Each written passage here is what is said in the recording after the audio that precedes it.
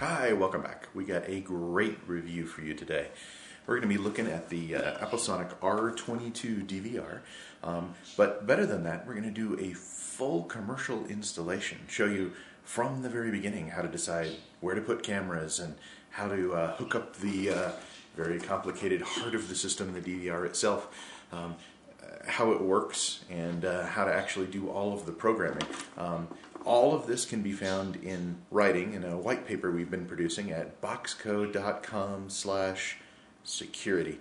Once you go to that website, there's a place where you can sign up to receive the entire white paper, or up to 60, 70 pages of really great information on how to put a system like this together. But as we do this installation, we're going to really, for lack of better terms, tear apart the R22 to give you a really good idea of will it work in your particular installation, and what features it has that others don't in its same class. So by the end of this, you should not only understand the product and the pros and cons of this particular one, but how to use it in your particular installation. So follow along. So this installation is actually at a church in Colorado. It makes a great commercial installation. One of the things to keep in mind is to take a look at where all of the critical entrance points are and where are those hidden spots around that you're going to have to cover. So think like a burglar. Front entry is always a good place, especially if there's a lot of glass, and the kind of things you're going to be looking for are cameras that have night vision, but also a really good wide range of view, and we'll look at cameras in a later edition as well.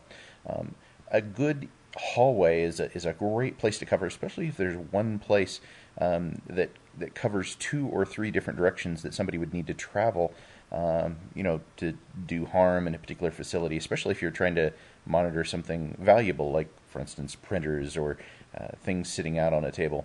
All kinds of cameras are available, those that are ceiling mount, some that are bullet cams, a little bit less obvious, and it's a really good idea to even take a quick video of how do you actually come and go out of a facility, and let's really examine every place that would be a good place to catch a camera, to put a camera, because you want to catch the fronts of people's faces, especially for later use in court.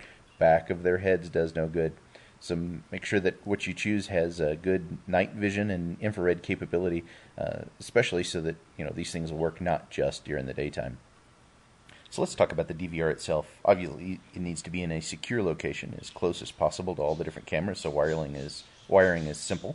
The R22, seen here sitting on the shelf with the video up above, has exceptional video quality. So standard, just VGA kind of a monitor is a great addition.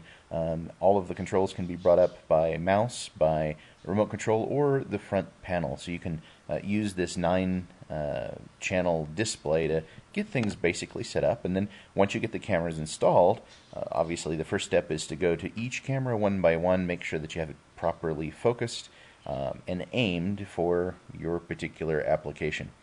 R22 has a very simple navigation system. If you move the mouse to the very bottom of the screen, a basic menu pops up, or if you're using the remote control or others, you push the menu button and a full setup menu comes up. Once you log in, you have the capability to set everything up from any of those 3 basic ways to get into the R22.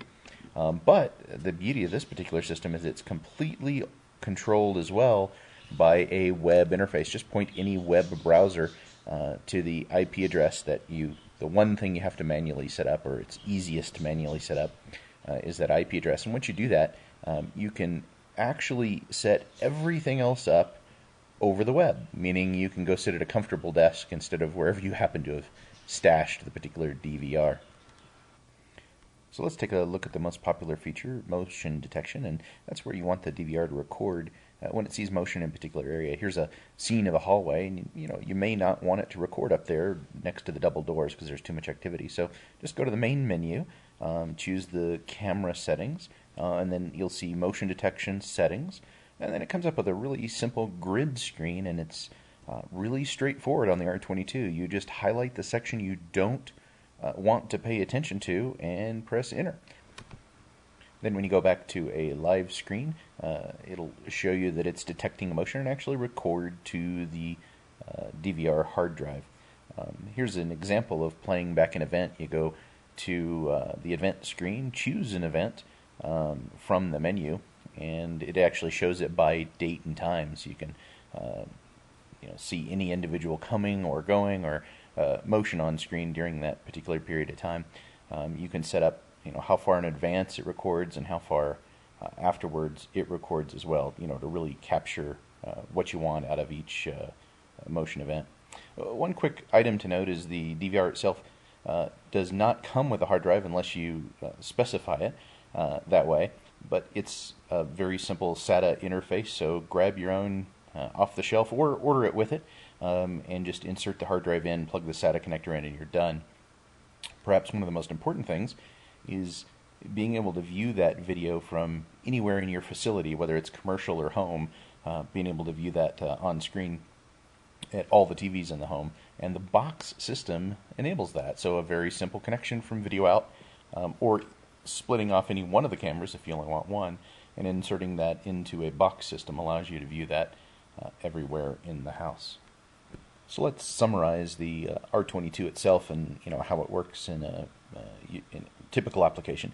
It really has excellent video quality, whether we're talking about locally via an internet connection or via even the cell phone connection, which you can see how it works in the written paper itself.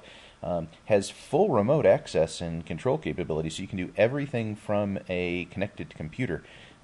No need to actually sit at the device itself and try to figure out front panel controls like you do with many other units. I list event playback here only because it's so well implemented in the R22. It's as you saw, it's menu driven. You just find a day and time when something occurred, double click on it, and it starts playing back that particular camera's rendition of what happened, who came or went. Very, very well done. Different than a lot of DVRs out there.